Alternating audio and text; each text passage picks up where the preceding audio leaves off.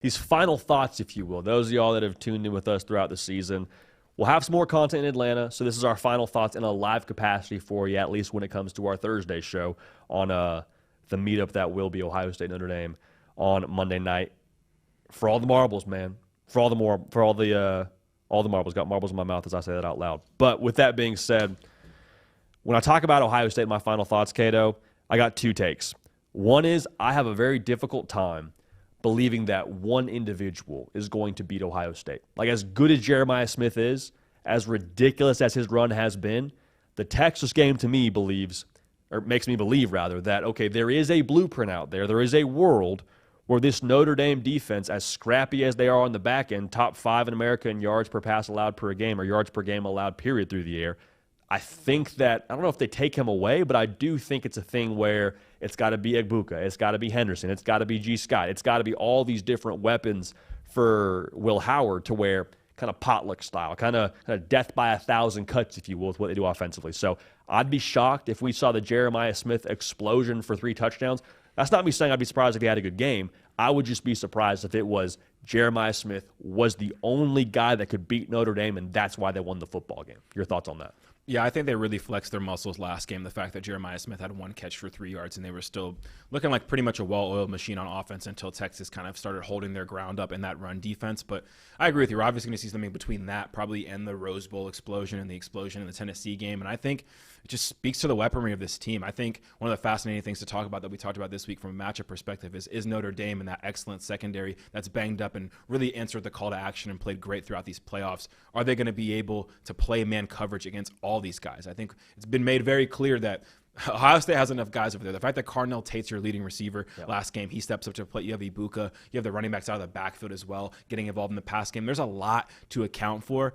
Are they going to play man coverage, or are they going to take a page out of Texas's book, maybe switch some things up and limit this offense a little bit as best they can by giving a variety of looks to Will Howard? If I'm the defensive coordinator here and I am a man principle guy when it comes to what I've been calling this whole season, I'm going up against a juggernaut like we've seen in Ohio State offensively. I'm trying to make things as hard as I can for Will Howard. We're disguising things. We're doing exotic looks. We're running Tampa 2, cover 3, cover 6. Whatever number you got, we're running the coverage. We'll run cover 9 if we have to. You know what I mean? So we're going to do whatever we can to make things as hard as possible. And this is a national championship game. You know the players are going to unload the clip and do what they have to do to leave it all out there. I'm curious to see if the coordinators, especially on the Notre Dame side, really on both sides of the ball, are going to give the whole kitchen sink in this matchup and try to make things as hard as they can for Ohio State when you talk about the Notre Dame coordinators as well. A little cover 9 Velcro action for all the college football 25 or NCAA 14 fans out there. Okay, I like it.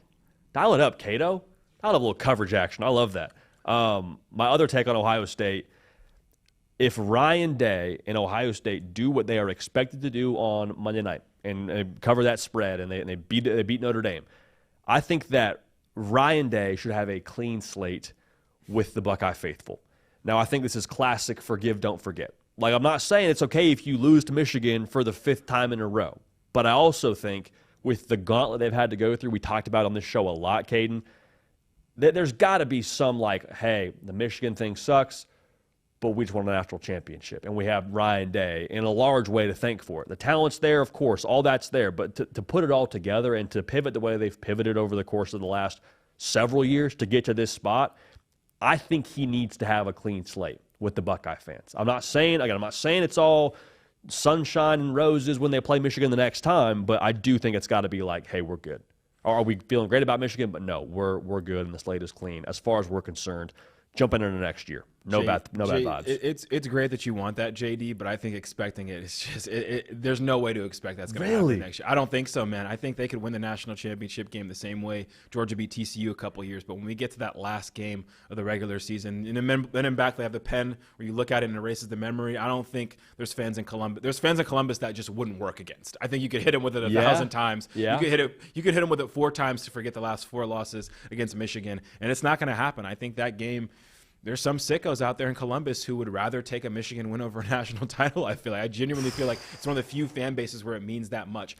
You and me both know we're Ryan Day guys. We believe he's a head coach. If you can't get over this one hump, I'm taking the natty every time. But it's gonna be interesting regardless, win or loss in this game, to just see the anticipation ratchet up yet again for a game that's going to be on the road, maybe against a true freshman quarterback over there at Michigan. It's going to be fascinating to watch regardless, but I don't think the Ohio State fans, they will take their victory lap for sure, but they can take that victory lap everywhere but Ann Arbor. No matter what, if they're the national champions this year, Michigan's going to have that but. You won the national championship. You went on arguably the hardest run to that national championship in the postseason that we've ever seen, but we still beat you, and we beat you after we won a national championship when we were down bad. Now y'all won the national championship. Congrats. Now we're out now even in that department. But when y'all meet us on the field, when y'all come to Ann Arbor in the Big House next year, you're going to know we have your number, and it's going to just only add to the anticipation of that matchup. Could you imagine that? I don't know. We have to pull out the history books here, but has there been a year where Michigan's won the national title, then Ohio State's won it, and then they meet again in that game that they meet in every year? I think that might be a first. I would have to check, but that would absolutely juice that game up even more than it already has been juiced up. I just have such a hard time believing that Ohio State and Ryan Day's approval rating is, again, I'm not saying it's 100%, but I do think it needs to at least be a spot where, hey, we're even. Not we're going to build you a statue, not that we're going to, rename the field after you, but I do think it's some of hey, that was whack what happened these last 4 years, but we'll take this natty and we'll get back to what this thing is when we play Michigan in our. Dude, if they lose again, though, again, I'm not saying that they forget what happened. I do think there's something to that, but there's got to have some give and take here. But I guess that's why we love the sport. I got two thoughts on Notre Dame, and I want to hear what you have to say about this whole thing before we get out of here on this phenomenal Chop It Up Thursday. Dude, I think the Notre Dame physicality is being overlooked. I really do. I think it's so easy to talk about the injuries and talk about their schedule and all this and that. And it's dude, I've just seen them now play two teams that they are not supposed to be on the field with from a talent perspective. On the field is a strong way to put it. At a talent disadvantage between Georgia and Penn State. And they were the bully in both those spots. Now, Penn State got theirs on the ground, but Notre Dame is not shying away at all. So I think Ohio State's going to be ready for this one, but if they're not ready for a street fight and they get that first cold clock into the jaw, it's going to be a very interesting next couple of quarters if the physicality of Notre Dame takes them by surprise, and I think that's within the realm of possibility. So that's my first thought. The second thought is kind of aligned with that, so I just wanted to make sure we had this out there. The quarterback run is the secret sauce for Notre Dame. It is. We talked about Riley Leonard and all that's required of him in this game and in this spot. You have got to get the Prize Picks number we talked about, 36.5 yards. It's got to be I think darn near double that, Caden. I really believe that. I think it's got to be in the ballpark of 70-ish yards for Notre Dame to win the ball game. Call it early, call it often, be in position to call it on short yardage and third down. If you're, third and long, we got problems. It has to be a factor. The floor is yours, Cato. What do you think about this one? Yeah, I agree with you. You called your shot with this Notre Dame defense, and I want to give you your shout out there and your flowers. We were drafting units heading into this postseason, and you picked Notre Dame's defense to much of a question mark from me and some other people in the comments. But look at them now. They've taken this team all the way to the national title, and I think their physicality has a lot to do with that. And they've been physical on the offensive side of the ball, too. You mentioned that Jeremiah Love run that I cannot stop thinking about earlier this week, where he's just willing his way on one knee into the goal line. That just epitomizes what this Notre Dame team has been.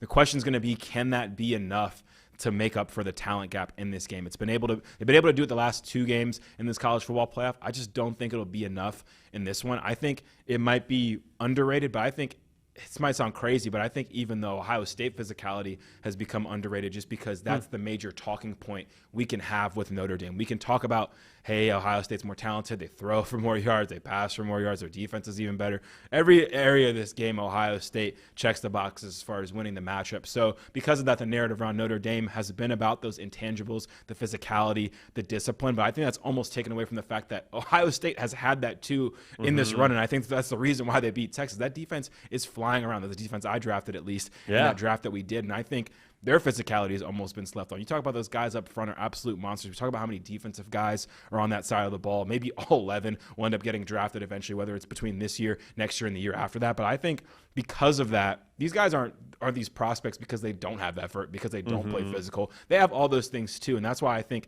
I favor Ohio State so much in this game, because I think more than we probably give them credit for on the Ohio State side of things. They've paid for the roster. They do whatever they do to get to this place they've gotten to at this point now. they've done it the same way Notre Dame has, just from a physicality standpoint. They're just doing it at a level that is higher and more supreme because they're more talented. So it's going to be curious. It's going to take a Herculean effort, I think, from Notre Dame, as you mentioned as well, from Riley Leonard. I think it's going to take a ton from him. If he plays the best game of his career, there's still a universe where he might lose this game. And we've seen that a ton in this playoffs. Cam Scatterby played the game of his life against Texas, and they still came up short in that game. So I hope Riley Leonard plays as good as he can to keep this game close. And same with Notre Dame. They're going to have to help him out a lot. But I think overall, we are both picking Ohio State this game, and I think it is for a reason for most people, too. The spread looks the way it does for a reason, and this Buckeyes team might go down, I think, if they win this title and win it resoundingly, as one of the best college football rosters we've seen in quite some time. Oh, there's no way around it. No way around it, especially if they do it, like you just said, a definitive fashion. The running backs, man. The running backs could be kind of that X factor here for the Buckeyes against that Notre Dame defense based on watching the Penn State deal. But, man, it's going to be a lot of fun. We say it every single show, but it's going to be a lot of fun. Cato, I appreciate you chiming in, brother, and bringing the juice, bringing the takes, bringing the intel, the expertise to the hard count.